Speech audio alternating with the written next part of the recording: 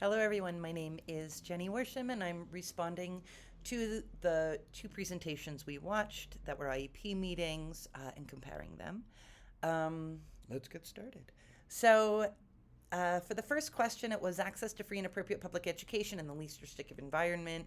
In the first video, that did not exist. The parents expressed multiple times their dissatisfaction with this previous setting, which was more restrictive, and they wanted him to kind of get away from that, being in a general education setting, so that, in their words, he had communication role models, he was able to socialize better.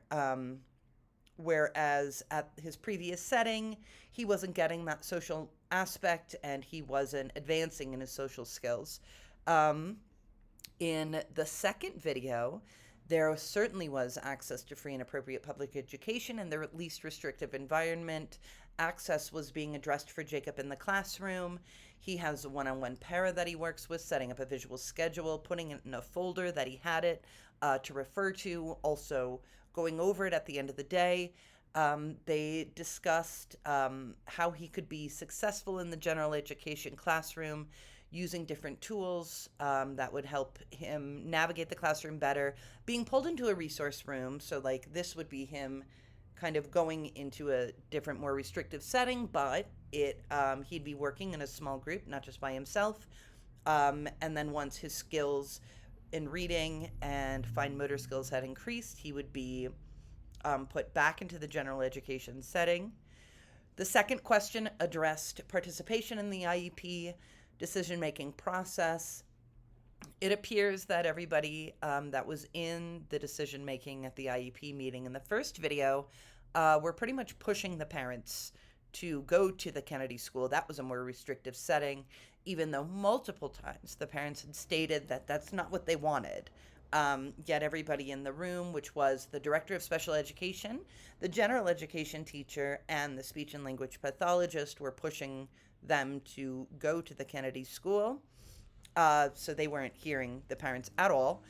In the second video, Jacob was at the meeting. He was an active participant. His mom's thoughts and perspectives were being accommodated by everybody. They would go around the room, making sure they heard from everybody, making sure everybody was in agreement about the different IEP goals, about the different wants of the mom and of Jacob, who was constantly being addressed. For question 3, the acceptance of the student's position and or that of the family. In the first video, there is zero acceptance of what the family's wants and needs for their child. They even said, that's not what we want. We know best. We're his parents. And they're trying to talk the parents out of what they wanted. In the second video, they're willing to make modifications and accommodations based on his academic strengths and weaknesses. The psychologist stated that due to his strong visual spatial skills, accompanying pictures and text would help him to better understand the material and what's being asked of him in the general education setting.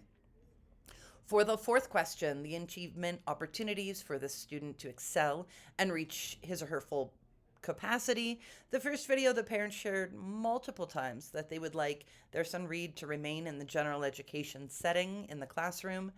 And the viewers were not really informed about the type of curriculum that was being provided at the Kennedy School, but it was pretty clear that it was a more restrictive environment. He would be in a general education setting in the first part of the day, but then in the second, it would be a lot more restrictive and intensively working on more academic pieces. So again, the parents were very adamant about they did not want that, and they did not even take that into consideration, it seemed. In the second video, they were willing to make modifications and accommodations based on his strengths and weaknesses. They were discussing his annual goals, and there would be social goals so he could address his calling out, and the preferred method would be raising his hand, which he was having difficulty with. This would be addressed in the whole group setting as well as in the resource room setting, where he would be working with a small group of other students that were working on the exact same skills. They addressed increasing his reading fluency and accuracy in both of those settings, in the general education setting and the more restrictive setting. The principal even jumped in to offer additional support in a lunch bunch, so socializing or reading with Jacob. So there were definitely achievement opportunities um, that could be attained in the second setting. The last question addresses the attitudes of the professionals in the room and communicating with the parent. In the first video, the attitudes of the first grade teacher, in my personal opinion, were unprofessional. She states she has no experience working with children who are deaf or hard of hearing, does not express willingness to try to understand how to better serve the child and the family, which is her job. And the SLP talks about the Kennedy School programming, but not how it's suited for the family or the child. The principal is not the principal, I'm sorry, the director of special education is adamant about sending that child to the Kennedy School because they're better equipped to serve Reed, but doesn't actually compare how, why, and why the general education setting is off the table. In the second video, the attitudes of the professional in the rooms, they were always communicating with Jacob and his mom.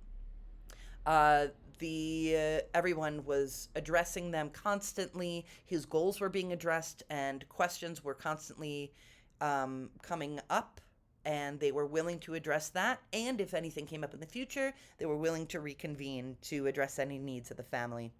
Thank you.